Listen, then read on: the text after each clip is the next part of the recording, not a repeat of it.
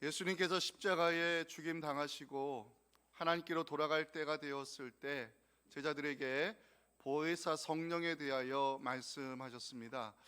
요한복음 16장 7절 보시면, 그러나 내가 너희에게 실상을 말하노니 내가 떠나가는 것이 너희에게 유익이라.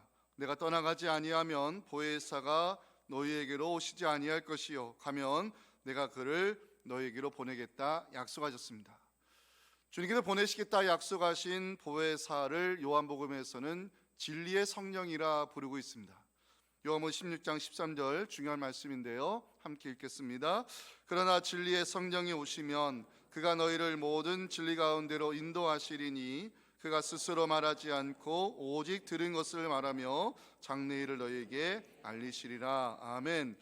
예수님께서 보내시겠다 그 약속하신 보혜사는 무엇을 의미할까요?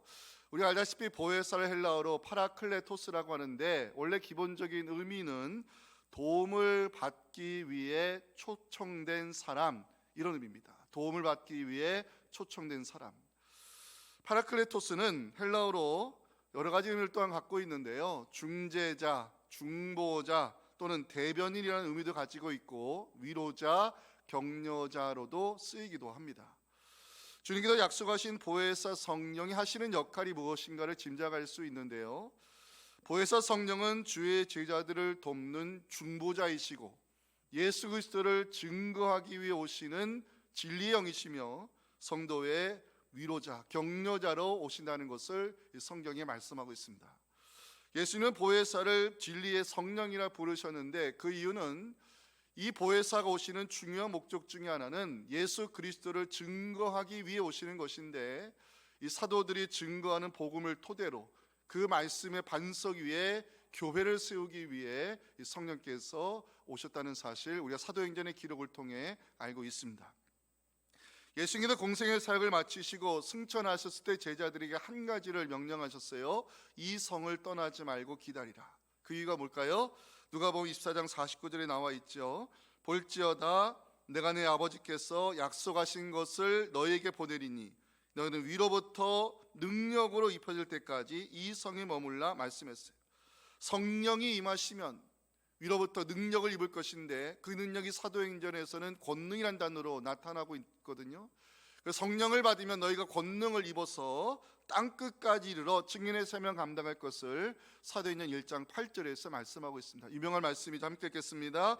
오직 성령이 너희에게 임하시면 너희가 권능을 받고 예루살렘과 온 유대와 사마리아와 땅끝까지 이르러 내 증인이 되리라 하시니라. 아멘. 제자들은 예수님의 명령대로 마가의 다락방에 모여서 위로부터 임하시는 성령, 바로 권능의 주인공 되시는 그 성령이 임하시기를 기도하며 기다렸습니다.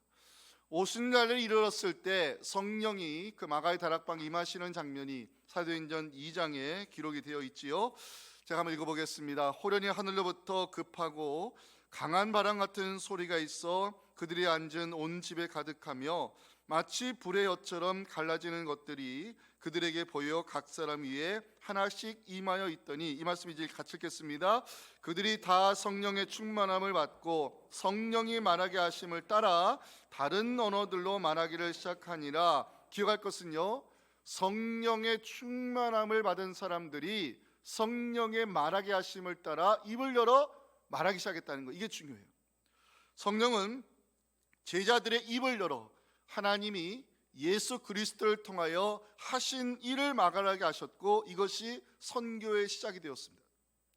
베드로가 성령의 권능을 힘입어 입을 열어 예수 그리스도의 십자가 부활 복음을 선포했을 때 그 말씀을 들은 현장 사람들 3,000명이 회개하는 놀라운 구원의 역사가 일어났죠. 베드로와 요한이 입을 열어 성전 미문에 앉아있는 사람에게 은과 금은 내게 없지만 내게 있는 것을 내게 주노니 나사렛 예수 그리스도의 이름으로 일어나 걸으라 선포했을 때 메시아 이적이 나타났습니다. 사도들이 선포하는 복음을 통해서 초대교회가 세워졌고요, 초대교회 7지사 중 한 사람인 스데반 집사가 나사렛 예수님의 그 이름을 전했을 때 최초의 순교자가 생겨나기도 했습니다. 스데반 집사가 순교의 피를 흘리면서 초대교회에는 큰 핍박이 일어났고 성도들이 흩어지는 장면이 사도행전 8장 1절에 기록이 되어 있습니다. 사울은 그가 죽임당함을 마땅히 여기더라. 그 날에 예루살렘에 있는 교회에 큰 박해가 있어 사도 외에는 다 유대와 사마리아 모든 땅으로 흩어졌습니다. 놀라운 것은 흩어진 성도들이 두루 다니며 말씀을 전했을 때 복음의 물결이 예루살렘을 넘어 사마리아까지 들어갔다는 것이 중요한 기록입니다. 사도행전 8장 4절 5절 우리 함께 읽겠습니다. 시작. 흩어진 사람들이 두루 다니며 복음의 말씀을 전할새 빌립이 사마리아 성에 내려가 그리스도를 백성에게 전파했습니다. 빌립이 사마리아에 들어가 복음을 전했을 때 많은 사람들이 죽게 돌아오는 구원의 역사가 일어났고 사마리아 성에 일어난 성령의 역사를 사도행전 8장 6절부터는 이렇게 기록을 하고 있습니다. 무리가 빌립의 말도 듣고 행하는 표적도 보고 한 마음으로 그가 하는 말을 따르더라. 많은 사람에게 붙었던 더러운 귀신들이 크게 소리를 지르며 나가고 또 많은 중풍병자와 못 걷는 사람이 나오며 그 성에 전에 없었던 큰 기쁨의 역사, 성령의 역사가 일어났어요. 그런데 갑자기 성령께서 빌립에게 말씀합니다. 일어나 가라고. 성령께서 일어나 가라 말씀하시는 이유가 무엇이었을까? 오늘 성령 강림주일을 맞이해서 이 본문의 말씀을 중심으로 우리를 향한 하나님의 귀한 메시지를 가슴에 새기는 은혜를 나누기 원합니다. 첫째 메시지 함께 읽겠습니다. 시작. 성령은 준비된 사람을 통하여 역사하신다는 것이 본문이 전하는 첫 번째 메시지인데요. 자, 오늘 본문을 보니까 주의 사자가 빌립에게 말씀하는 장면으로 시작을 하고 있어요. 26절 중요한 말씀입니다. 함께 읽어봅니다. 주의 사자가 빌립에게 말하여 이르되 일어나서 남쪽으로 향하여 예루살렘으로 가서로 내려간 까지 가라 하니 그 길은 뭐라고요? 광야라. 자, 성서학자들은 주의 사자를 성령으로 이해하고 있습니다. 왜냐? 26절에 나오는 주의 사자가 29절에서는 성령으로 나오고 있고요. 39절 가시면 주의 영으로 나타나기 때문입니다. 사도행전의 저자인 누가가 이 본문의 사건을 성령이 빌립에게 말씀하는 장면으로 시작하는 이유가 있습니다. 왜냐? 성령은 준비된 사람을 통하여 역사하시기 때문입니다. 성령이 빌립에게 무엇을 명령했죠? 일어나 가라는 말씀이었어요. 성령께서 빌립에게 말씀하시는 이유는 뭐냐? 빌립은 준비된 사역자였기 때문입니다. 성령께서 일어나 가라 말씀했을 때 26절 마지막 보니까 그 길은 광야라고 기록을 하고 있지요. 정확히 말씀드리면 일어나 가라 그 길은 광야라고 했을 때 빌립이 지금 사역하고 있는 사마리아 마을에서 예루살렘 서남쪽 가서로 내려가는 길까지는 대략 한 70km 정도 됩니다. 먼 거리입니다. 여기서 우리는 질문을 던질 수밖에 없어요. 왜 하필 빌립에게 말씀하는 것일까? 사마리아에서 사역을 잘하고 있는 빌립에게 왜 광야로 내려가라 말씀하는 것일까? 이유가 있습니다. 빌립은 준비된 사역자였기 때문입니다. 객관적으로 볼까요? 빌립이 처한 상황, 성령의 음성에 반응하기 쉽지 않았습니다. 자, 빌립이 사마리아 성에 들어가 복음을 전하는 장면이 8장 5절에 나오지요. 빌립이 사마리아 성에 내려가 그리스도 복음을 백성에게 전파했습니다. 자, 이 기록이 중요한 것은 스데반 집사의 순교로 초대교회가 깨지고 성도들이 흩어졌지만 흩어진 성도들 때문에 복음의 물결이 예루살렘을 넘어 유대와 사마리아로 들어가고 있어요. 놀라운 것은 빌립이 사마리아 성에 들어가 복음을 선포했을 때 많은 사람들이 메시아의 이적을 경험했고 그 성에 부흥의 역사가 시작됐어요. 사마리아 성에 일어난 성령의 역사 사도행전 8장 12절에서 확인할 수 있습니다. 빌립이 하나님 나라와 예수 그리스도의 이름에 관하여 전도함을 그들이 믿고 남녀가 다 세례를 받는 구원의 역사, 부흥의 역사가 시작됐어요. 그런데 갑자기 성령께서 빌립에게 일어나 가라 말씀하는 것이었어요. 사마리아에 지금 부흥의 역사가 시작이 됐는데 사마리아에 믿는 사람들이 많아지면서 교회가 생겨지고 있는데 성령께서 일어나 가라 말씀했을 때 빌립이 순종하기가 쉽지 않았을 거예요. 더군다나 그 길은 광야라고 성경이 기록하고 있어요. 광야는 그 말대로 황폐한 땅을 의미합니다. 사람이 살지 않은 곳입니다. 근데 빌립은 성령이 말씀하는 대로 정말 일어나 가는 모습을 27절에서 보여주고 있어요. 일어나 가서 보니 에디오피아 사람과 에디오피아 여왕 감다게의 모든 국구를 맡은 관리인 네시가 그 현장에 있었어요. 빌립이 일어나 갈 수 있었던 이유가 있습니다. 빌립은요, 준비된 사람이었기 때문입니다. 자, 26절, 27절 눈으로 보시면 반복되는 단어가 하나가 있어요. 일어나라는 단어입니다. 일어나다. 일어나는 단어가 헬라어로 무슨 뜻이냐? 준비하라. 영어로 get ready 이런 의미입니다. 성령은 빌립에게 준비하라 말씀하셨습니다. 빌립은 성령의 인도하신 대로 움직일 수 있는 준비된 사람이었음을 이 단어가 보여주고 있어요. 빌립이 일어나 가서 보니까 광야에는 에디오피아 여왕 감다게의 국구를 맡은 네시가 예루살렘에서 예배를 드리고 고국으로 돌아가는 길이었어요. 자, 에디오피아, 애굽 남쪽에 있는 나라를 말하는데 구약 성경에 쓰는 구스라 불렀고 지금의 북아프리카 수단을 말합니다. 수단. 자, 여기 에디오피아 왕은요, 태양의 아들로 숭배를 받았고 신처럼 추앙받았기 때문에 세상 국정을 다스리지 않았습니다. 대신 그 왕의 어머니 여왕이 국정을 책임졌는데 그 여왕을 가리켜서 감다게라 불렀습니다. 자, 나라의 국정을 책임지는 여왕의 국고를 맡은 네시다. 지금의 내무장관에 해당되는 상당한 고위 관료입니다. 네시는 마침 선지자 이사야의 글을 읽고 있었어요. 그때 성령이 빌립에게 두 번째 말씀합니다. 가까이 나아가라. 29절이죠. 성령이 빌립과 이르시되 수레로 가까이 나아가라 말씀했어요. 자, 빌립을 따져봅니다. 빌립은 초대교회 일곱 집사장 한 명인데 헬라파 유대인 출신입니다. 헬라파 유대인이면 그 몸에 유대인 피가 흐르고 있다는 것입니다. 북아프리카에 속한 에티오피아 이방 사람이지요. 더군다나 넷이 거세당함, 신체적으로 결함이 있는 사람인데 유대인의 흔적을 가지고 있는 빌립이 이방인에게 신체적 결함을 가지고 있는 사람에게 가까이 나아간다 쉽지 않은 일입니다. 그런데 빌립은요, 성령의 말씀대로 움직이는 모습을 30절에서 보여주고 있어요. 빌립이 그냥 나아간 게 아니라 달려갔다 그랬어요. 적극적으로 나아갔다는 것입니다. 빌립은 성령의 음성에 민감하게 반응할 줄 아는 바로 영적인 감각이 있었던 사람입니다. 에디오피아 네시는요, 예루살렘에서 예배를 마치고 돌아가는 길에 이사야의 글을 읽고 있었어요. 그때 빌립이 물어봅니다. 지금 당신이 읽고 있는 글이 무슨 의미인지 깨달을 수 있느냐 물었습니다. 네시가 읽고 있는 글은 이사야가 순환당하는 메시아에 대하여 예언한 글인데 빌립은 그 내용을 알고 있었어요. 네시는 빌립을 자신의 수레에 초청하여 앉도록 허락해 주었고 자기가 읽고 있는 이사야의 글을 보여줍니다. 32절 33절 보시면 읽는 성경 구절은 이것이니 일렀으되 그가 도살자에게로 가는 양과 같이 끌려갔고 털 깎는 자 앞에 있는 어린 양이 조용함과 같이 그의 입을 열지 아니하였도다. 그가 굴욕을 당했을 때 공정한 재판도 받지 못하였으니 누가 그의 세대를 말하리요. 그의 생명이 땅에서 빼앗김이로다. 어디서 많이 들어본 말씀 아닙니까? 네시가 읽고 있는 글은 우리가 고난주간에 많이 묵상하는 순환당하는 메시아 이사야 53장에 나오는 말씀이었습니다. 빌립은 이 글을 시작으로 예수 그리스도를 전하기 시작합니다. 35절 빌립이 입을 열어 이 글에서 시작하여 예수를 가르쳐 복음을 전했습니다.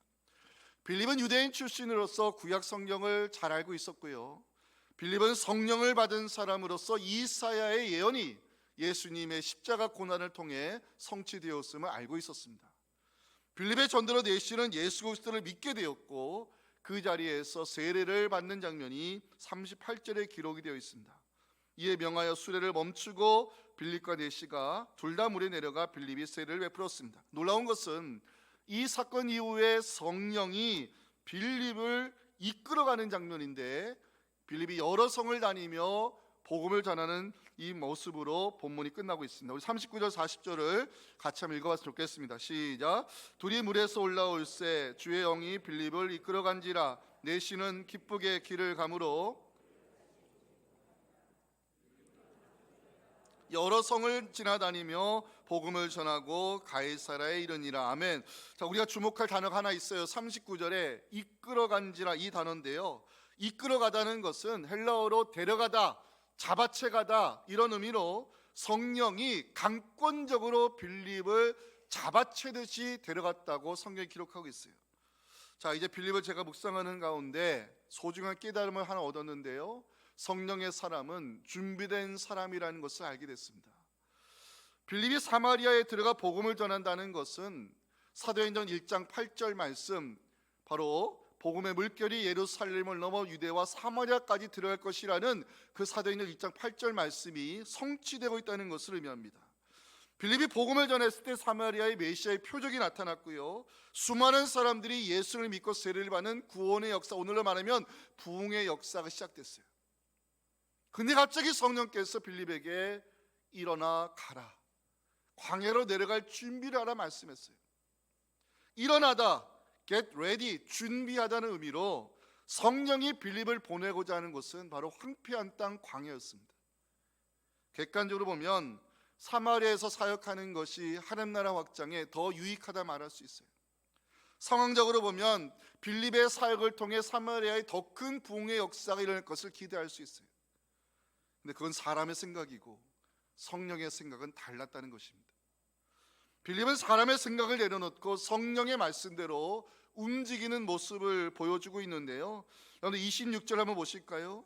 일어나 가라는 표현이 있지요. 신기하게 27절에 가면 일어나 가서, 이 단어들이 일치합니다. 성령의 사람은 말씀대로 움직이는 사람임을 다시 한번 우리가 여기서 확인할 수 있어요. 또 하나, 성령의 사람은 누구에게라도 다가갈 수 있는 열린 사람이어야 됨을 빌립을 통해 우리가 보게 되는데, 자 29절 보시면 성령이 빌립에게 말씀하시죠. 수레로 가까이 나아가라. 이 가까이 나아가라는 것은 영적으로 해석하면 교제하라는 의미입니다. 교제. 빌립은 말씀드렸지만 헬라파 유대인 출신으로 유대인의 피가 흐르고 있는 사람입니다. 에디오피아는 누구죠? 이방인입니다. 더군다나 내시입니다. 구약에서 결함이 있는 사람으로 취급받는 내시, 그런 유대인의 피가 있는 빌립이 내시에게 가까이 나아가 교제를 시작한다? 쉽지 않습니다. 하지만 빌립은 인종과 문화와 종교의 벽을 넘어서 누구라도 다가갈 수 있는 열린 사람의 모습을 보여주는데 30절입니다. 빌립이 달려가서 적극적으로 나아갔다는 의미입니다. 마지막으로 성령의 사람은 언제든지 생명의 복음을 전할 준비가 되어 있는 사람을 말하는데요. 35절 보시면 빌립이 입을 열어 말하기 시작하죠. 이 글에서 시작하여 예수를 가르쳐 복음을 전하기 시작합니다. 빌립은 이사야의 예언이 예수님의 십자가 죽음을 통하여 성취되었다는 것을 알고 있었어요. 빌립은 구약에서 말씀하시는 그 메시아가 바로 예수 그리스도라는 사실도 알고 있었어요. 성령의 사람, 언제든지 이 생명의 복음을 전할 준비가 되어 있을 됨을 성령이 빌립을 통해 보여주는 장면입니다. 사랑하는 성도 여러분, 성령 강림 주일을 맞이할 선포합니다. 저는 여러분들이 성령으로 충만한 하나님의 사람 되시기를 주님의 이름으로 축원합니다. 성령의 사람, 준비된 사람을 말합니다. 성령의 사람, 말씀대로 움직이는 사람을 말합니다. 성령의 사람, 누구에게로 다가갈 수 있는 열린 사람입니다.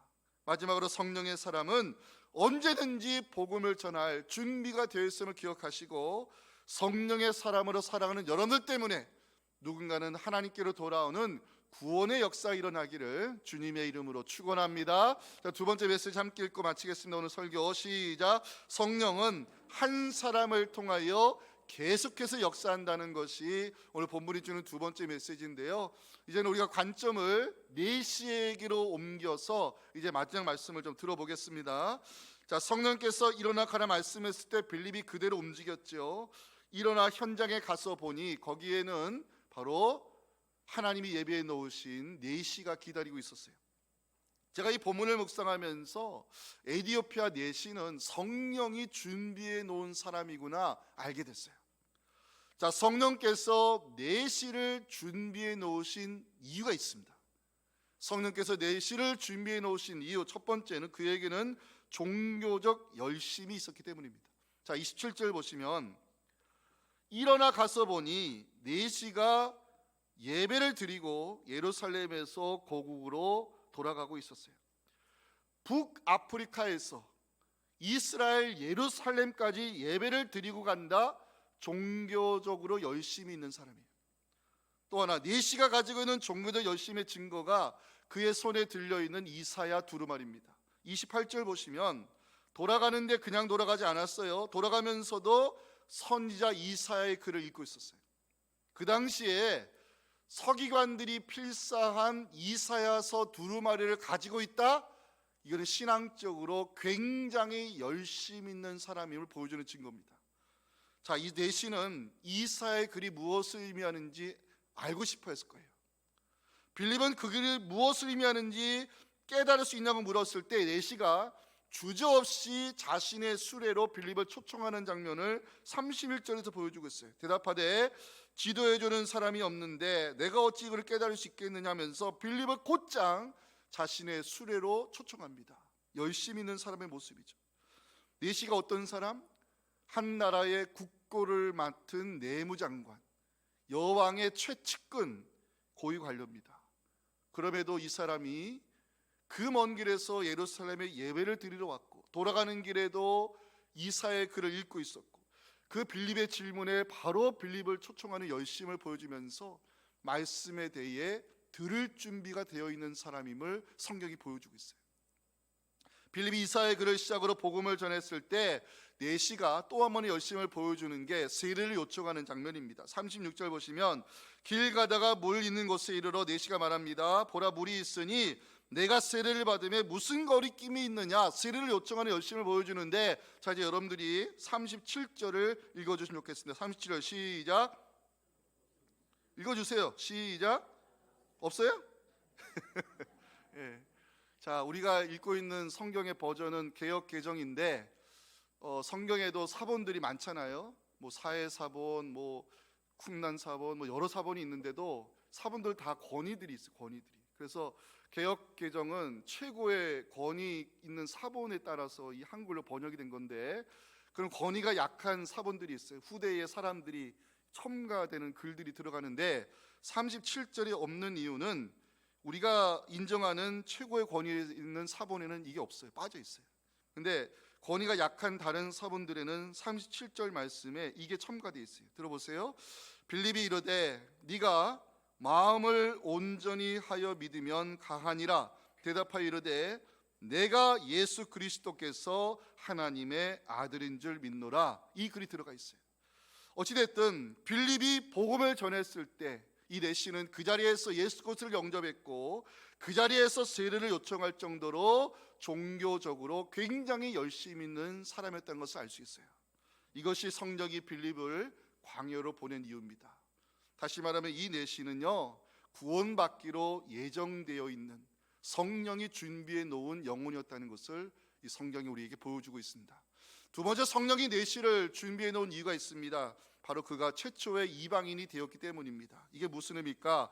자, 지금 우리가 사도행전 8장을 우리가 지금 읽고 살펴보고 있는데 사도행전의 이제 흐름을 한번 잠깐 짚어볼게요. 자, 사도행전 5장에 가면은 초대교회가 세워졌어요. 그리고 일곱 집사가 세워졌어요.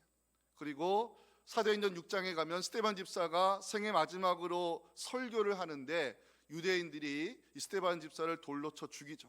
그 때문에 초대교회 박해가 일어났고 교회가 깨졌고 성도들이 흩어지는 장면이 사도행전 7장 8장에 가서 우리가 지금 빌립이 광야로 내시가 내려가 내시에게 세례를 전하는 장면을 보고 있는데 9장에 가면 어떤 사건이 있죠? 그 유명한 사도 바울이 다메섹도상에서 부활의 주님을 만나 이방인 사도로 세움을 받습니다. 사도행전 10장에 가면 베드로가 고넬료 집에 방문해서 그에게 복음을 전하고 온 가족에게 세례를 베풀면서 로마 장교가 구원받는 장면이 나옵니다. 사도행전 11장에 가면은 바로 이방인 전도의 선교의 큰 중심 역할을 하게 될 안디옥 교회가 초대 담임 목사인 바나바와 동역자 사도 바울을 통해 이 안디옥 교회가 세워지는 장면으로 이어지고 있습니다. 자, 그러면 순서적으로 보면 사도행전에서 이방인에게 복음을 전하여 처음으로 세례를 베푼 사건이 바로 에디오피아 내시가 세례를 받은 이 장면입니다. 내시는 종교 내시, 바로 성령은 종교적으로 열심히는 내시를 준비해 놓으시고 빌립을 보내 복음을 전해서 기독교 역사상 최초로 세례를 받은 선교회의 첫 열매가 되게 하셨다는 것을 우리가 여기서 알 수 있습니다. 세 번째, 성령이 내시를 준비해 놓은 이유가 뭐냐? 말씀의 성취인데, 자, 이게 무슨 의미냐면 예수님도 제자들에게 성령을 기다려 말씀하신 이유가 있죠. 성령은 위로부터 임하시는 권능이고 능력이며 예수 그리스도를 증거하게 오시는 진리 영이라고 아까 제가 말씀을 드렸어요. 성령이 임하시면 제자들이 그 권능에 힘입어 복음을 땅끝까지 전하게 될 것을 사도행전 1장 8절은 기록하고 있지 않습니까? 자, 이것이 어찌 보면 성령께서 초대교회를 깨트린 이유라고 해석할 수 있어요. 그 전까지의 기록을 보면, 스데반 집사가 순교 당하기 전까지의 기록을 보면 초대교회가 승승장구하고 있었어요. 계산적으로 볼까요? 베드로가 성령에 힘입어 선포했을 때 그 한마디 설교로 3,000명이 회개했죠. 베드로가 두 번째 설교했을 때 5,000명이 회개했어요. 베드로와 요한이 성전 미문에 올라갈 때 앉은 나면서부터 앉은 사람을 예수의 이름으로 고쳐주면서 메시아의 기적이 일어났어요. 초대교회에 구제사역이 시작되면서 많은 과부들이 몰려들었어요. 제 어림잡아도 초대교회 성도들이 기본 15,000, 20,000은 됐을 거예요. 오늘날 따지면 대형 교회로 성장하고 있었어요. 그때 일어난 사건이 스데반 집사의 순교입니다. 스데반 집사의 순교는 어찌 보면 예루살렘에 머물고 있는 초대교회를 깨트리기 위해 하나님이 허락하신 사건이고, 그 깨트림 때문에 성도들이 흩어지고 흩어진 성도들 때문에 빌립이 사마리아에 들어가 복음을 전하면서 사도행전 1장 8절 말씀이 성취되는 과정을 보여주고 있고, 그 과정에 이방인의 땅끝 선교의 시작이 바로 오늘 내시가 예수의 이름으로 세례를 받는 사건이라 말할 수 있어요. 자, 네 번째, 자, 마지막은 한 사람 전도로 끝나지 않음을 보여주기 위함이라 말할 수 있어요. 이게 성령이 내시를 준비해 놓은 중요한 이유입니다. 자, 이제 여러분들 보시면 39절 한번 가보실까요? 39절만 한번 읽어보겠습니다. 시작. 자, 둘이 물에서 올라올새 주의 영이 빌립을 이끌어 간지라. 내시는 기쁘게 길을 감으로, 여기까지요. 내시는 기쁘게 길을 감으로 그를 다시 보지 못하니라. 이것으로 이제 내시의 등장이 끝납니다. 자, 내시가 어떤 사람? 종교적인 열심이 있는 사람, 이방인 최초의 세례받은 사람, 빌립으로부터 복음을 받은 사람, 이제 예수를 믿게 된 사람. 그럼 이 사람이 그 기쁨을 가지고 에디오피아 고국으로 돌아갔을 때 이 복음을 혼자만 간직했을까요? 예수 믿는 기쁨을 혼자만 누렸을까요? 이 구원의 감격을 혼자만 독차지했을까요? 열심히 있는 사람의 특징을 알고 계시죠? 가만히 있지를 못합니다. 가만히 있지를 못해요. 이 열심히 있는 내시를 왜 성령이 준비해 놓았을까? 그 열심히 있는 내시를 통해서 에디오피아, 즉 북아프리카 지역에 복음이 들어가는 통로로 그를 사용하기 위해 준비해 놓았다는 사실을 알 수 있어요. 그런 의미에서 한 사람 전도는 한 사람 전도로 끝나지 않는다는 것이 오늘 본문 우리에게 보여주는 중요한 메시지입니다. 제가 언젠가 간증한 적이 있지만요, 저희 집안에 족보가 있어요. 저희 집안도 족보가 있는 집안이거든요. 한 번은 그 작은 할아버지가 제가 미국에서 귀국했을 때 인사드리러 갔더니 족보를 보여주셨어요. 그러면서 어느 한 장면에 위쪽 가서 딱 이름을 찍으시더니 이분이 우리 집안에서 처음으로 예수 믿은 양반이다. 호주에서 오신 그 서양인 선교사님 통해서 복음을 처음 받아들여서 이 할아버지가 예수 믿음으로 이제 우리가 5대까지 오게 됐는데, 이제 우리 집안에 10명의 목사가 태어난 이유가 바로 이거다. 그리고 우리 집안에 장로, 권사 수십 명이 있는 이유도 이 할아버지가 예수를 믿어서 우리 집안의 목회자 집안이 됐고 바로 믿는 가문이 됐다라고 설명하신 것을 제가 들은 기억이 있어요. 여러분들, 한 사람 전도 한 사람은 끝나지 않습니다. 왜? 복음은 살아있으니까요. 복음은 살아있으니까요. 이 복음의 물결이 살아있는 한 성령의 사람을 통해 계속해서 흘러갈 것입니다. 중요한 것은 내게 흘러들어온 복음이 우리 안에 머물러서는 안 된다는 것입니다. 내게 흘러들어온 복음이 나를 통해 주변을 살리는 생명의 복음이 될 수 있도록 여러분 함께 힘써 주실 때 우리 모두 성령의 사람 되어서 여러분들의 그 수고 때문에 바로 우리 주변이 구원을 받는 하나님 기뻐하는 역사가 일어날 수 있기를 주님의 이름으로 축원합니다. 하나님 아버지 감사합니다. 복음의 물결이 계속해서 흩어진 사람들을 통해 사마리아에 들어가고 니시에게 들어가고 그를 통해 북아프리카에 들어가는 이 땅끝 선교의 흐름을 보았습니다.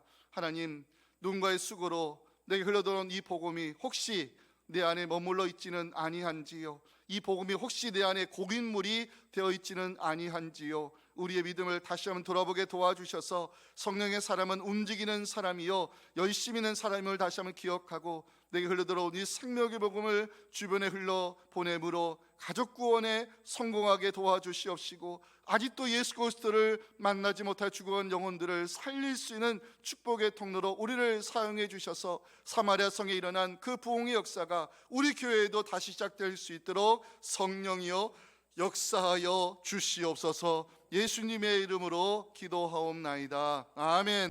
지금은 우리에게 약속하신 보혜사 성령을 보내주신 우리 구주 예수님의 은혜와 하나님 아버지의 크신 사랑과 성령의 역사하심이 오늘 성령 알림주를 맞아주신 이 귀한 말씀을 다시 한번 내게 주신 사명의 말씀으로 깨닫고 누군가의 수고로 내게 흘러들어온 이 생명의 복음이 나를 통해 흘러가 가족들을 구원하고 우리 주변 사람들을 주께로 인도하기를 원하는 우리 사랑하는 우리 성도들의 간절한 기도 제목과 우리 자녀들의 앞길과 우리 섬기는 교회 위에 지금부터 영원토록 함께 하시기를 간절히 축원하옵나이다. 아멘.